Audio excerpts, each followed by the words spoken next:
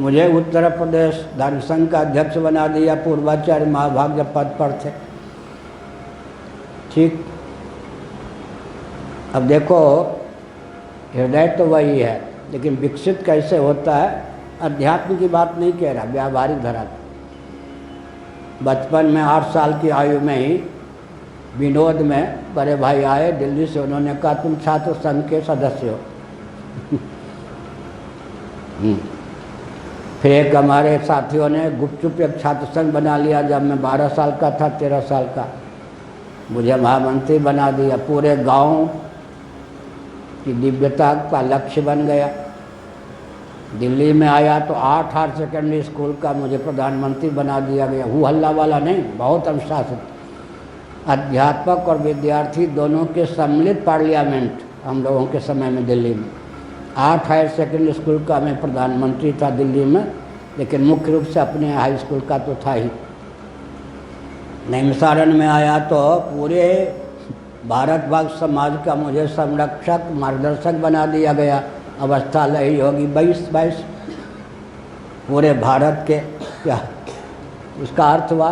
मान लो अब शंकराचार्य के पद पर हूँ ही, मैं तो वही हूँ, तत्व ज्ञान की बात कुछ नहीं कर रहा, लेकिन व्यावहारिक धरातल पर भी अब शंकराचार्य पद होने से तदनुकूल भावना कितनी है।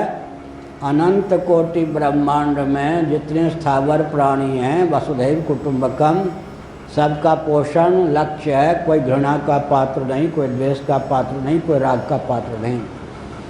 देखिए कितना विकसित हुआ है।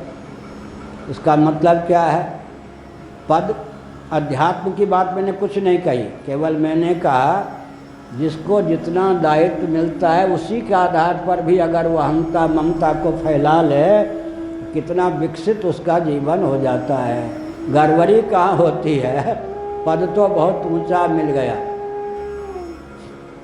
और दृष्टि में वही संकीर्णता रह गई। क्या वही अपने घर तक, 2-4 बाल बच्चों तक, 2-4 चेले चपाटी तक, ये मेरी चेली, ये अमुक के चेली, अमुक मल्लेश्वर चेली, ये अमुक मल्लेश्वर का चेला। अरे तुम शंकराचार्य के पद पर हो, नहीं दीक्षित है, वो भी हैं, सब हैं। जगत गुरु के अनुकूल तो आप अपने स्वाभिमान को विकसित करो। क्या इसका अर्थ क्या हुआ, समय हो गया। इसका अर्थ यह हुआ कि भगवान तो अंतर्यामी है ही, कारणोपाधिक चित धातु का नाम भगवत तत्व है।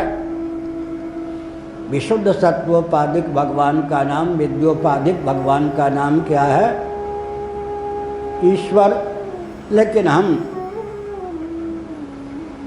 अपने क्या करें, अपनी उदारता को विकसित करें। उदारता विकसित कैसे होगी, मर्यादा का पालन करें और हमता ममता को फैलाते रहें। दूसरों की भूख प्यास भी लगे